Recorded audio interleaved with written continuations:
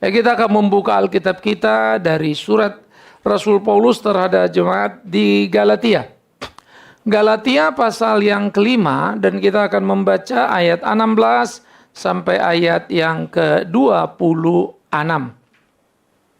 Galatia pasal 5, 16 sampai 26. Saya akan baca 16, saudara-saudara baca 17. Kita bergantian hingga selesai. Maksudku ialah hidup oleh roh, maka kamu tidak akan menuruti keinginan daging. Sebab keinginan daging berlawanan dengan keinginan roh, dan keinginan roh berlawanan dengan keinginan daging. Karena keduanya bertentangan, sehingga kamu setiap kali bekerja melakukan apa yang kamu inginkan. Akan tetapi jikalau kamu memberi dirimu dipimpin oleh roh, maka kamu tidak hidup di bawah hukum Taurat.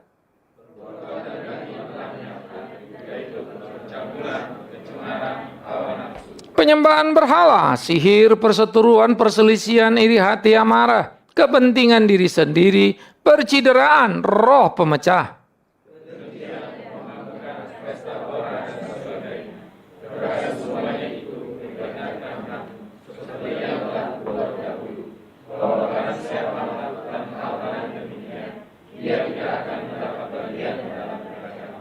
Tetapi buah roh ialah kasih, sukacita, damai sejahtera, kesabaran, kemurahan, kebaikan, kesetiaan.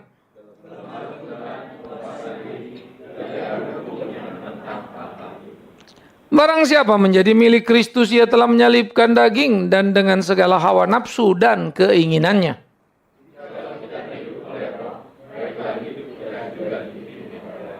Dan janganlah kita gila hormat, janganlah kita saling menantang dan saling mendengki. Saudaraku yang kekasih, pada waktu kita membaca bagian ini, hidup kita adalah sebuah pertempuran yang tidak berkesudahan. Dan pertempuran itu terjadi bukan di luar sana, tetapi di dalam diri. Inilah pertempuran paling serius. Pertempuran bisa memakan banyak korban ketika satu negara menggusur, mengagresi militer negara yang lainnya.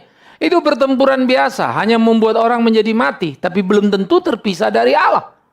Apalagi jikalau dalam perang orang itu hanya menjadi korban di dalam memohonnya kepada Tuhan, maka kematian akibat perang hanya membawa dia ke surga. Tetapi pertempuran sejati terjadi dalam diri kita. Menang kalah ini menjadi pertandingan serius.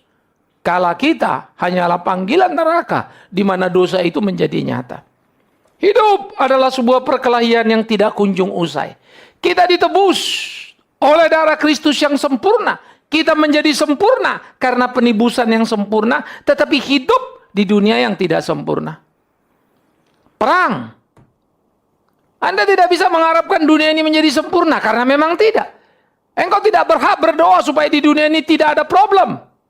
Alkitab tidak pernah mengajari itu. Tapi engkau wajib berdoa supaya di tengah problem engkau ditolong oleh Tuhan. Supaya di tengah pergolakan zaman engkau ditolong oleh Tuhan.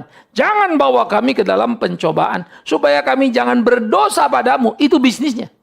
Bukan jangan bawa kami ke dalam pencobaan. Lalu saya tidak pernah susah, tidak pernah sakit, tidak ada masalah. Omong kosong itu. Alkitab sudah mengajarkan kita. Hidup adalah sebuah pertandingan. Ditebus dengan tebusan yang sempurna. Hidup di dunia yang tidak sempurna.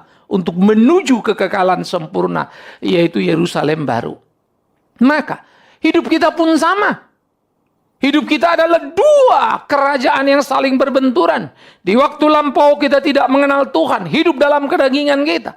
Semua perilaku kedagingan menempel di memori kita. Tidak ada bertobat lalu memori kita hilang, lupa semuanya. No, tetap di situ. Tetapi pengenalan akan Tuhan sudah mengajar kita untuk hidup serius mengikut Dia.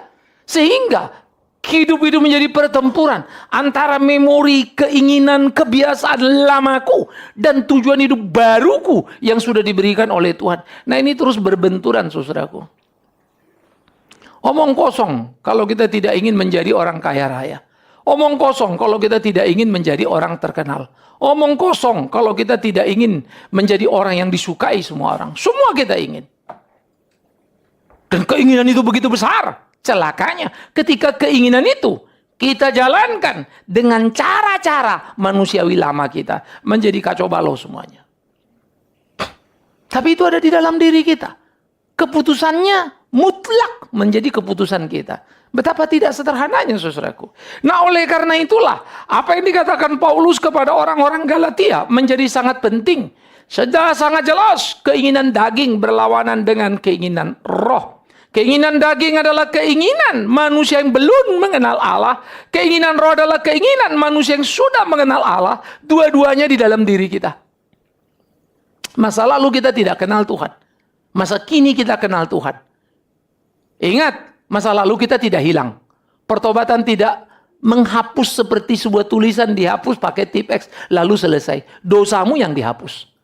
Tapi memori masa lalu, keinginan itu masih bisa muncul. Namun, jika engkau hidup dalam roh, engkau akan bisa mengalahkannya. Nah, pecundangkah engkau atau pemenangkah engkau? Nah, itulah menjadi pergumulan serius kita. Karena itu Paulus mengatakan dari dulu terus-menerus itu berkelahi dan tidak akan pernah kunjung usai.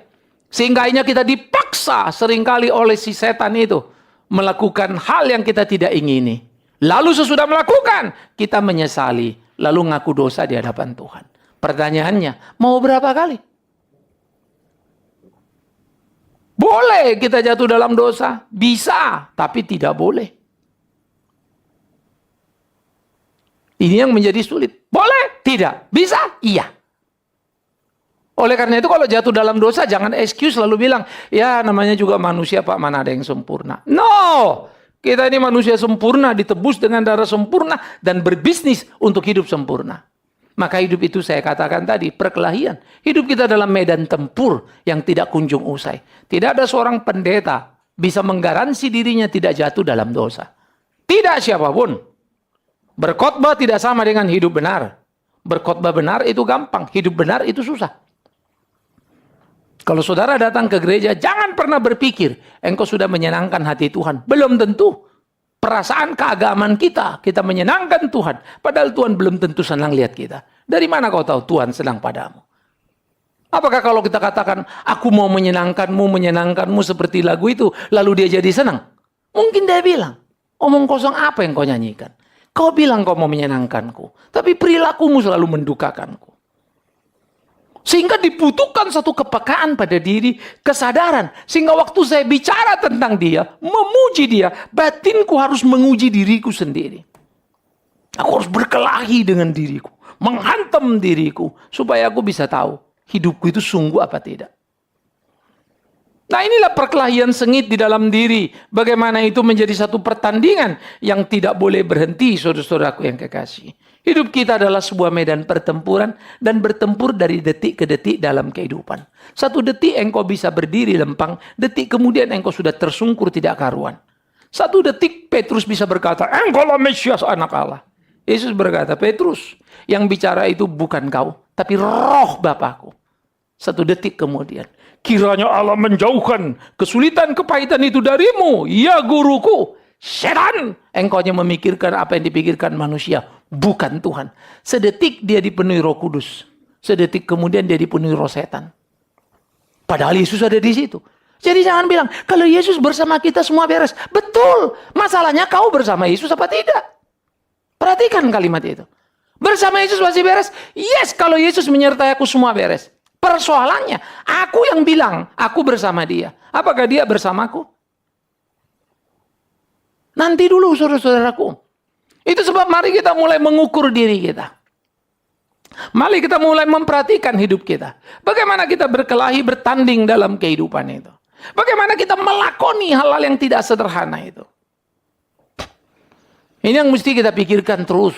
Ini yang mesti kita gumuli terus dalam diri kita. Pertandingan, perkelahian yang sengit. Kau melakukan apa yang tidak kau kehendaki. Paulus dengan jeli menggambarkan dalam kitab Roma.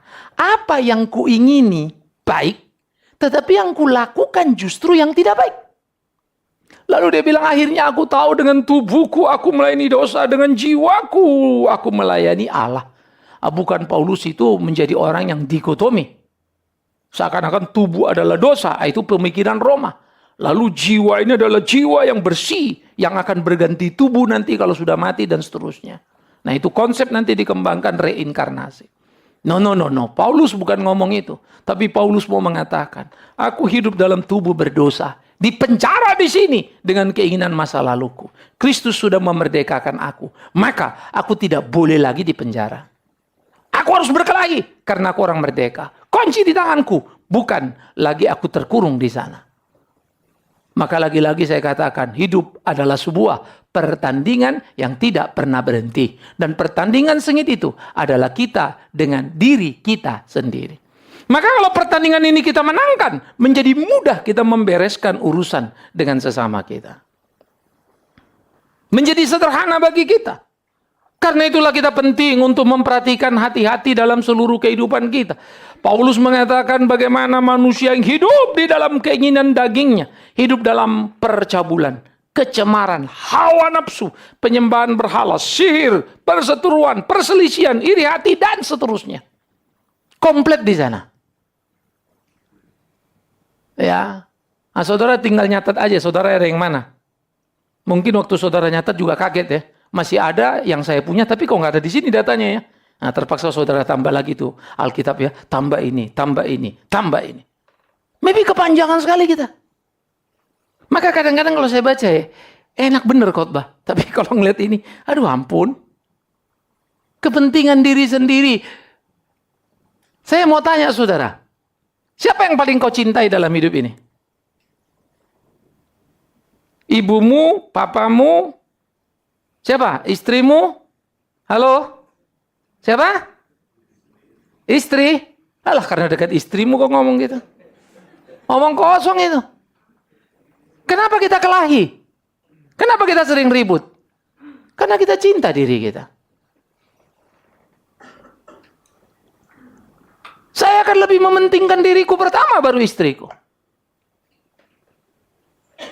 Pak Bigman kan baik, beli ini. No. Beli itu urusan nomor 5 itu. Tidak sama dengan beli berarti mendahulukan dia. Nah, itu bahasa industri itu. Cinta adalah permata. Enak di dia, nggak enak di dompet kita itu. No. Bukan itu cinta. Apakah kalau saya beri dia permata lalu saya cinta? Tidak. Sejauh mana saya mengapresiasi dia. Sejauh mana saya percaya kepada dia. Sejauh mana saya bisa menerima kelebihan kekurangannya sekaligus. Sejauh mana saya bisa meniadakan diri supaya ada cinta. Cinta tidak mungkin jikalau diri ada. Cinta hanya bisa bertumbuh jikalau kita sudah meniadakan diri. Karena cinta bukan soal aku. Cinta bukan soal kau. Cinta soal kita. Identitas baru. Karena itulah saudara-saudara terus bergumul dan belajar. Bagaimana memahami itu? Yang paling kita cintai diri kita. Orang tua, istri, anak itu nggak tahu nomor berapa. Setiap ibu selalu mengatakan, tidak Pak, nomor 1 dalam hidupku adalah anakku. Saya ngerti itu bahasa sosiologi. Itu ucapan emosional saya bisa pahami. Itu emosi seorang ibu. Tetapi sejatinya kita paling mencintai diri kita. Kita tidak terluka oleh anak kita, bukan. Kita tidak mau kalau dia kemudian berbeda dengan yang kita inginkan. Saya kadang-kadang kalau sudah lewat anak-anak kelewatan, saya marah begitu ya. Tapi habis marah kalau saya duduk pikir lagi, oh God. Mudah sekali aku mengajari orang bagaimana mengajar anak. Aku sendiri fail. Mudah sekali aku bilang jangan emosi. Aku fail. Saya tahu kalau you mau suruh khotbah saya mau berapa seri pun bagaimana membina hubungan suami istri. Apa itu cinta? Bagaimana merajutnya supaya dia tumbuh subur? Saya ngerti. Mau tanya apapun saya garansi saya bisa jawab. Tapi kalau kalian tanya Bapak sudah jalankan belum? Ah, itu yang aku nggak bisa jawab. Kadang jengkel dengan diri ini. Apa yang ku tahu menjadi sangat banyak, tetapi menjadi beban yang serius karena tidak semua mampu kulakukan. Rasanya saya menjadi tertuduh. Dan kemudian berdoa, God help me. Tuhan tolong, Tuhan pimpin. Itu perjalanan sederhana, saudara. Ya, apalagi sekarang saya rada sensitif orangnya dengan saya tidak tahu apakah kondisi pengaruh dari kondisi jantung saya. Saya kalau ngeliat orang lelet itu atau salah dikit, duduk cepatnya sekali naik. Habis itu saya mesti duduk lagi diem. Aduh Tuhan, nggak perlu tadi begitu. Tapi saya tidak boleh excuse sebetulnya kepada kondisi diri saya. Saya mesti berkelahi lagi. Aduh Tuhan, tolong lagi. Sehingga situasi itu hanya mau mengajar betapa kedagingan yang dulu itu menjadi lebih cepat mudah keluar. Itu aja judulnya. Karena fisik begini, kedagingannya yang keluar. Kalau fisik begini pun kedagingannya udah nggak apa, udah beres, nggak juga dia akan keluar. Nggak ada kondisi fisik yang bisa mempengaruhi. Tahap lagi. Tidak mudah. Karena itulah pertandingan-pertarungan itu harus kita selesaikan. Nah, itu sebab dikatakan seluruh hal-hal yang jahat tadi, kemabukan semuanya, tidak ada yang mempunyai bagian dalam kerajaan Allah. Tetapi buah roh disebutnya apa? Kasih, sukacita, damai sejahtera, dan seterusnya. Nah, kompetisi ini merupakan dua perguliran. Ketika kamu melakukan sesuatu yang tidak beres, kamu bercabul, kamu cemar, nafsu, dan ini akan terus menggilas. 1 dosa, 2, 3, 4, 5, 10, 20, 100. Dan kamu nggak akan bisa, mau ngerem pun kayaknya udah bablas saja. Paling yang bisa kita bikin adalah memodifikasi. Ya, kita membuat dosa, tapi menutupinya. Ya, kita selingkuh, tapi bisa mungkin menutupinya. Paling ini yang bisa kita tutupi. Tapi sebetulnya ini tetap di dalam. Nah, karena itu ini harus dibongkar. Sehingga roh lah yang menguasai kita. Siapa yang bisa bongkar roh? Kalau roh menguasai gimana? Maka itulah dikatakan buah roh. Ini istilah harus hati-hati. Buah roh itu bentuknya singular, bukan plural. 1, bukan 9. Kan orang suka bilang 9 buah roh. Salah. Itu singular bentuknya. Buah roh, bukan buah roh. Maksudnya apa? Buah roh adalah satu singular yang terus menggelinding menjadi satu sebab akibat. Kasih. Kenapa kasih? Saya dikasihi Allah. Karena saya dikasihi Allah, saya tahu apa itu kasih. Karena saya udah ngalamin. Lalu, oh ini toh kasih Allah. Lalu kubacalah firman-Nya. Oh bener. Makin mengertilah aku kasih itu. Maka kasih, karena aku dikasihinya, aku mengerti kasih, dan aku memilikinya. Nah, sesudah saya memiliki kasih, saya mengerti kasih, apa yang terjadi pada hidupku? Sukacita. Sukacita itu bukan uang banyak, saudaraku. Sukacita itu adalah memahami, menikmati kasih Allah. Jadi jangan iri kalau teman kita lebih kaya dari kita. Jangan sirik.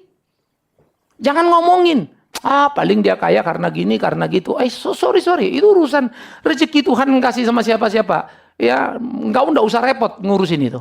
Gara-gara kau ngomong itu terlalu banyak, jantungan kau nanti mati kok.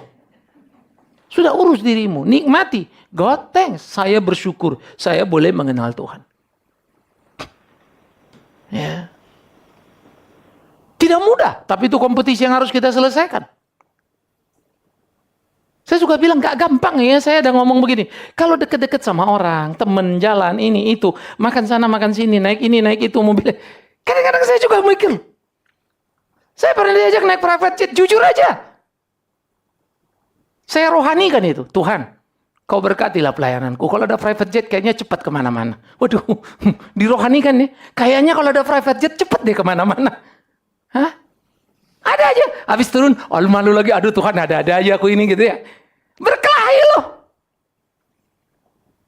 Gimana lah nggak enak. Datang awak telat pun ya pesawatnya yang nunggu. Bukannya kita yang ditunggu-tunggu ditinggal pesawat kan. Mau turun kapan pun kita yang ngatur. Ntar kau tunggu lagi, taruh izin sana, mau berangkat terbang jam berapa, udah jalan lagi kita. Enak benar ya? Siapa yang nggak pengen? Omong kosong itu.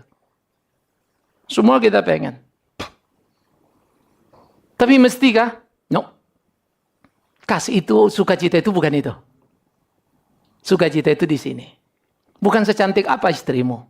Bukan sebaik apa istrimu. Seberes apa engkau. Nah, sukacita kita itu membawa kita kepada apa yang disebut damai sejahtera. Lah kalau hidupku sukacita, lalu damai sejahtera. Makanya kita bilang bersukacitalah senantiasa. Kapan? Ketika suka. Oke, good, easy. Ketika duka. Wow, itu susah itu. Mana mungkin? Bisa. Karena suka duka adalah warna-warni di luar sana. Di dalam sini sukacita. Jadi mau duka datang pun tidak masalah. Kenapa? Rasul-rasul itu bisa bergembira sekalipun dianiaya. Karena itu. Saya selalu berpikir memiliki itu. Ada titik-titik rawan ketika dokter bilang, Pak Bigman, sorry, you udah nggak bisa gini. Ya, kondisi udah sulit. You mesti begini, mesti begini, mesti begini. Kadang-kadang kalau saya udah terlalu semangat khotbah, pulang tuh nonton TV sebentar, mau tidur. Rasanya udah susah, apa gitu ini, kenceng begitu. Berat. Ya. Kadang-kadang rasanya ini masih nyambung nggak nih? Masih panjang nggak ini? Tapi apakah aku akan berubah besok? No. Tetap akan kujalankan apa yang harus kujalankan. Tapi ada titik rendahnya. Turun, up lagi, turun, up lagi. Nah, itu perkelahian kita. Ya. Sehingga saya tidak perlu melirik teman-teman pendeta yang sehat. Coba aku sehat kayak dia. No, itu sehat dia lah itu. Rezeki dia sih itu. Rezekiku sakitku. Jadi sakit itu pun rezeki. Karena Tuhan mau berbicara padaku lewat apa yang ada. Tuhan berbicara padamu lewat apa yang ada. Maka jangan iri kau pada aku tidak boleh iri padamu. Kalau kau mau berbelas kasihan, jangan kasihan karena Pak Bigman sakit. Kalau kau mau berbelas kasihan, kasihanlah kalau dia jemplung hidup dalam dosa. Itu patut dikasihani. Pendeta Malang itu. Mengapa otaknya itu hanya nafsu saja, uang saja, uang dan uang. Kasihani aku. Patut didoakan. Supaya dia kembali ke jalan yang benar itu. Karena itu jalani pergumulanmu. Kasih sukacita dan membuat damai dalam hidup kita. Indah sekali ya. Kesabaran. Itu membuat kita sabar itu bukan gini ya. Kamu duduk situ saya tungguin sabar. Suaminya sabar dia nunggu istrinya. Bukan. Kesabaran itu adalah tahan menderita. Kalau suami tungguin istri, seringkali bukan sabar. Nggak ada alternatif. Terpaksa. Ya. Banyak suami nggak marah kalau tunggu istrinya sudah lama. Kadang-kadang saya pikir hebat deh suaminya. Tapi ternyata memang suaminya pendiam. Marah dipendam. Ada suami yang langsung marah. Gila suaminya. Suaminya spontan. Habis itu selesai. Ayo pilih yang mana tuh? Meledak, ya udah selesai. Diam-diam, tapi pas kelahi satu kali, udah 5 ton ditumpuknya. Ayo pilih yang mana? Tidak pilih dua. Saya kan mau suami saya itu nunggu tapi tulus, Pak. Ke surga kau. Jangan di sini. Nggak ada itu. Itulah pengertian tadi. Waktu ini down, ini up. Waktu ini down, yang itu up. Itu suami istri. Indah, nikmati. Jalani. Sehingga hidup kita itu menjadi satu hidup yang betul-betul kita sadari. Tahan menderita. Murah hati menjadi orang yang mudah mengampuni. Ya sudahlah, mau diapain. Memang terjadi begitu. Ya, tapi ya sudah clear. Itu murah hati. Tidak mau berhitung. Kita lakoni saja apa yang kita mesti lakoni. Ya, kebaikan. Bagaimana hidup kita terhadap tiap orang, relationship kita. Kesetiaan, itu piestis kata dasarnya adalah iman. Setia pada Tuhan. Setia itu bukan setia ke sekolah apa ke gereja ya. Dia orang setia loh Pak, tiap minggu ke gereja. No. Dia tiap minggu ke gereja tapi tiap minggu juga bikin dosa. Itu tidak setia. Mendua hatinya. Setia itu adalah one way. Satu tujuan. Hanya Kristus itu. Itu sebab tidak gampang. Saya tidak mau terjebak dengan aktivitas saya yang segudang itu lalu berpikir, saya sudah setia pada Tuhan. No. Saya banyak sekali kecewa pada diri dan maki-maki diri sendiri supaya lebih lagi menjalani. Ya, bagaimana hidup itu supaya dikerjakan sesuai dengan apa yang Tuhan mau. Kelemah lembutan itu adalah toleransi, mampu memahami orang lain. Sikonnya seperti apa? Keren ya. Dan penguasaan diri artinya apa? Engkau sudah menjadi raja atas dirimu sendiri. Engkau menguasai hidupmu. Itulah hidup dalam roh. Daging apa Pak? Tidak bisa menguasai dirinya. Dia lakukan apa yang setan itu mau. Kalau ini, no setan, pinggir. Tuhan tidak mau seperti itu. Keren ya? Jalani hari-harimu. Nikmati hidupmu. Disitulah engkau akan dipimpinnya. Dan bagaimana engkau belajar. Kuat sehingga engkau bisa menyalipkan dagingmu. Itu yang disebut penyangkalan diri itu. Oleh karena itulah biar kita yang hidup di dalam roh itu terus hidup juga dipimpin oleh roh. Dari waktu ke waktu di dalam perjalanan kita. Jangan pernah lengah. Ingat saudara-saudara ya, perubahan tidak ada sekejap. Habis dengar khotbah nangis langsung. Dia baik banget loh sekarang. Mendadak keluar dari sekolah apa gereja dia menjadi baik. Pembohongan itu. Tidak ada itu. Semua berproses.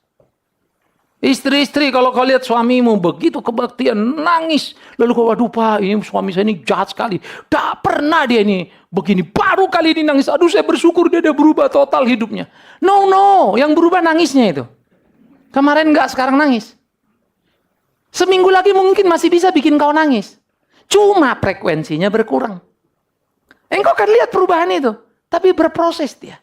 Nah, kamu harus jaga-jaga. Jangan cuma seneng, dia kemarin nangis, lalu pikir sudah selesai semua. Sehingga waktu dia besok bikin kamu lagi nangis, lalu kamu marah juga. Kamu dua-dua sudah dalam daging. Fail. Maka yang dalam roh ini bimbing. Ngerti suami, tenangin lagi. Sekarang jauh lebih mudah kok. Jadi nggak ada sekejap orang itu berubah. Jangan mimpikan orang seperti yang kau gambarkan. Saya punya imaging tentang seorang wanita. Mau saya istri itu ABCDFG. Tapi istriku nggak begitu. Tapi aku nggak usah sedih. Karena dia juga punya gambaran. Dan aku nggak begitu. Sama aja sih. Dia juga punya. Mau suami itu begini-begini. Saya ngerti. Tapi saya nggak begitu. Tapi saya juga mau istri begini-begini. Padahal dia nggak begitu. Tapi harapan dia, aku tidak. Harapanku, dia tidak. Ya itu kan namanya apa? Samanya kita. Nah itulah cinta. Disitulah roh itu hidup. Menolong kita. Membangun hidup itu. Disitulah kasih itu menyala, saudaraku. Ya. Oleh karena itu yuk kita jalani hidup ini. Dengan berlomba melakukan apa yang mesti. Karena untuk mengalahkan keinginan daging adalah menaklukkan diri kepada kehendak roh. Dan berlomba melakukan apa yang roh mau. Tiap hari kita bertanding. Malas, rajin. Malas You nggak kerjain. Artinya apa? Kau sudah kalah, kau sudah jadi pecundang. Malas 1 kan jadi 2, 3, 4, 5. Tapi kalau rajin, bagus. Kamu rajin hari ini, jangan pikir hari ini. Ini investasimu hari esok. Maka ada orang ya, kalau sudah biasakan diri. Lihat orang tua angkat kursi, dia diam aja itu anak-anak muda ya. Anak muda perhatiin. Maka begitulah kau besok. Kamu mesti kelahi. Aku masih duduk. Itu orang tua kasihan. Kamu tinggal kursimu, kasih dia. Mungkin kamu lebih enak duduk daripada berdiri. Tapi orang tua lebih lemah daripada kamu. Apalagi pendeta Bigman. Perhatiin. Saya kadang-kadang paling gak enak, saya suka bilang orang tua, kalau tante sorry ya saya duduk. Kalau dia kenal saya nggak ada masalah. Banyak yang nggak kenal juga kadang-kadang nggak enak juga. Karena saya kalau diri duduk, belum khotbah. Aduh. Itu rasanya. Apalagi kalau udah selesai acara, semua mau minta foto. Dalam hati mau bilang enggak, ya enggak enak. Bilang iya capek juga. Mana lagi kita disuruh majang. Tukang fotonya belum datang. Weh, apa? Alamak. Dari tadi loh orang ini begitu ya. Tunggulah kita di situ. Bisa-bisa berdiri itu yang paling capek. Tapi ketika mau berusaha membahagiakan orang, ya akhirnya kita capek sendiri. Cuma saya pikir-pikir gini ya. Sebetulnya saya apa? Maaf ya, saya nggak ada waktu, saya mesti balik. Selesai kan? Pasti orang juga sungkan. Tapi saya pikir-pikir udahlah biar mereka senang, aku yang susah pulang. Nanti kalau aku ke surga, ya Tuhan marah sama mereka lah ya.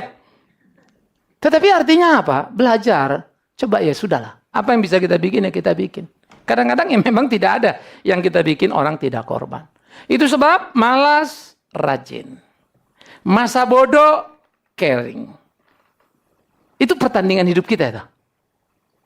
You kerja, itu bukan kerjaanku. Kerjaanku sini. Padahal kamu tahu orang yang ngerjain itu nggak tanggung jawab.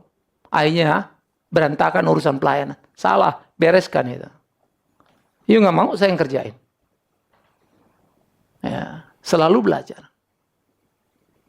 Saya paling marah pada anak-anak saya kalau aja udahlah masa bodoh lah nggak mau. Wow, kau melayani Tuhan atau mau melayani siapa? Kalau melayani Tuhan kerjakan. Ya, mau patah tulangmu itu untuk Tuhanmu luar biasa itu.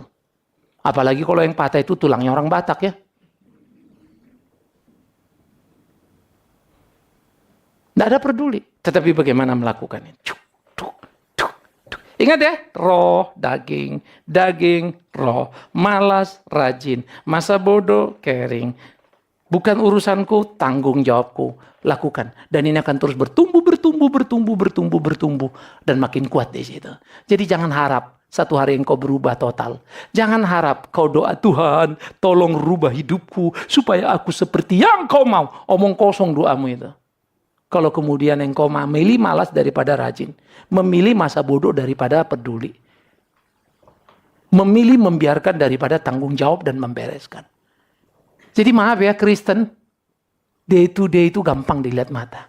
You bisa lihat, sederhana sekali. Nanti hidupmu akan produktif. Hidupmu akan dijalani indah. Ya. Sehingga kita bagaimana mau melakoni hari-hari kita itu. Bagaimana kita mau menjalani hidup kita. Nah ini penting. Ini yang harus kita perhatikan dan pertandingkan. Sehingga dengan demikian hidup kita itu terus bergulir. Sehingga hidup kita menjadi hidup yang terlihat progresnya. Makin hari makin baik, makin baik, makin baik, makin baik. Hidup kita itu makin hari makin benar, makin benar, makin benar. Nah ini kita mesti jalani. Tapi ingat, tidak berarti menjalani itu selalu mulus semua. Kamu udah baik, masih ada aja orang kurang ajar ngomongin kamu lagi nggak baik. Itu yang paling sakit itu. Tetapi di situ kita bilang, oh God. Kok sampai begini? Nah, itu namanya, kemarin kamu ujiannya kelas 1, sekarang 1 SMP. Taruhnya 1 SMA. Ya lebih susah lah. Namanya juga sudah naik kelas. Di situ kita diproses. Di situ kita dibentuk. Ya, saya pikirkan sebetulnya kalau kita bilang taat pada roh itu indah. Saya kasih contoh begini. Kalau you nikah, punya anak.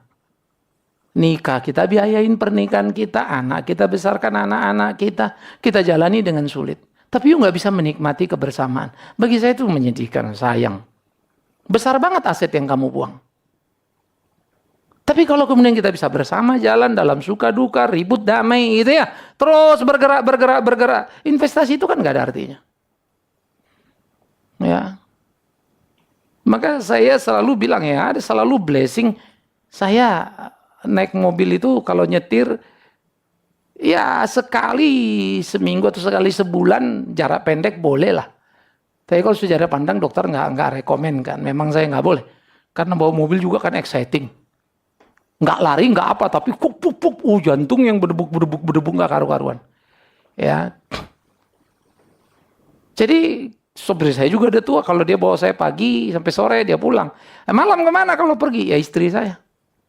Kita punya akhirnya beberapa PA, kita nggak ambil lagi, beberapa saya nggak mau lagi pelayanan jadi PA. Nah karena PA kita pergi bareng terus, jadi muter bareng terus. Dia ikut semua kelas PA saya, semua kitab yang kita bahas, jadi dia juga bisa belajar di situ. Ya, akhirnya saya bilang sama Tuhan apa? Ada juga untungku sakit ya. Jadi istriku kayak perangko sama aku kan, nempel terus. Aku suratnya, dia perangkonya. Karena aku tidak bisa dikirim kalau nggak ada perangkonya, saudaraku. Jadi butuhlah perangko ini, baru amplop ini bisa berguna, berjalanlah dia. Itulah pergumulan kita. Jadi akhirnya saya hanya bisa mengatakan, Tuhan jahat. Enggak, Tuhan baik.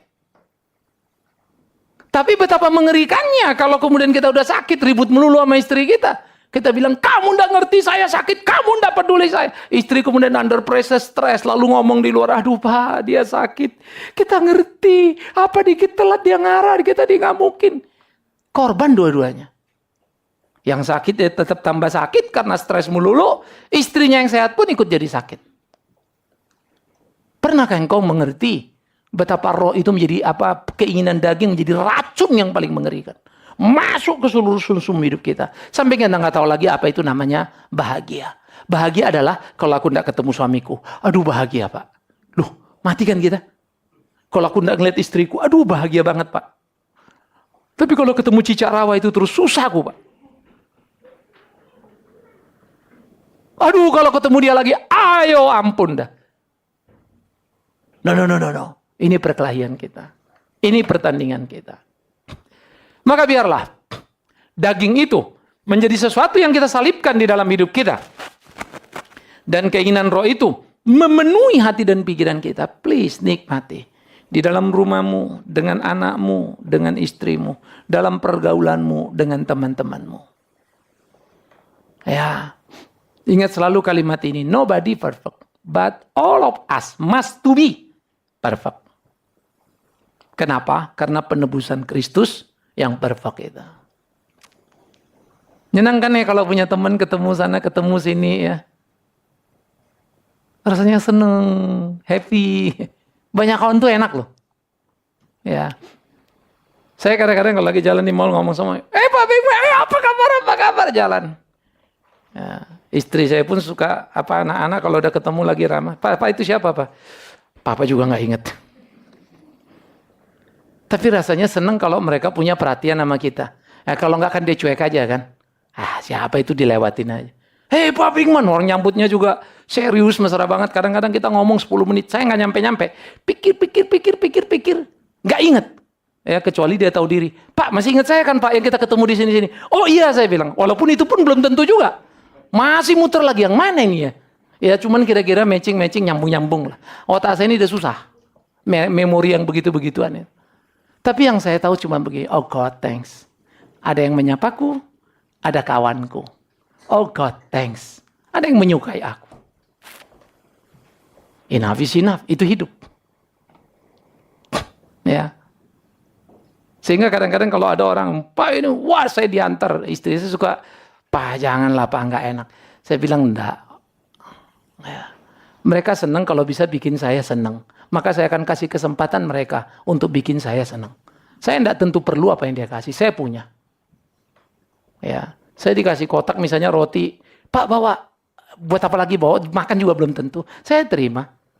Sampai rumah, ansip saya yang happy. Tidak kebayang dia makan roti mahal.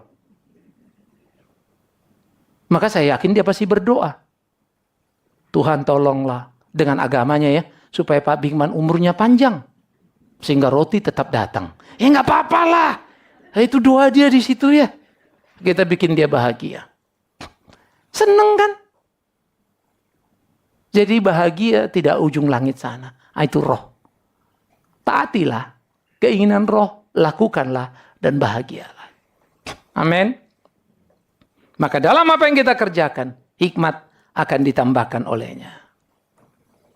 Jangan sia-siakan hidupmu sebagai murid Kristus. Seperti Yudas menyia-nyiakan hidupnya.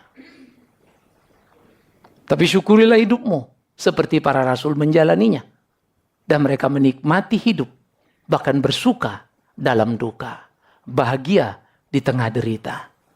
Roh telah memenangkan hidupnya, sehingga semua orang bisa berkata, hidupku bukan aku lagi, tapi Kristus yang hidup di dalam aku. Dan aku hidup oleh iman percaya kepadanya. Dan kujalani hari-hariku sekarang dan akan datang.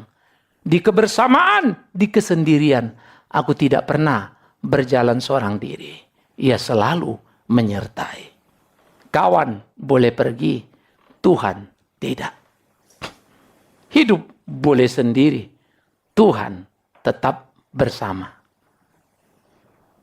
Akhirnya Tuhan menolong kita untuk menyalipkan apa yang harus kita salipkan. Membangun apa yang harus kita bangun. Amin.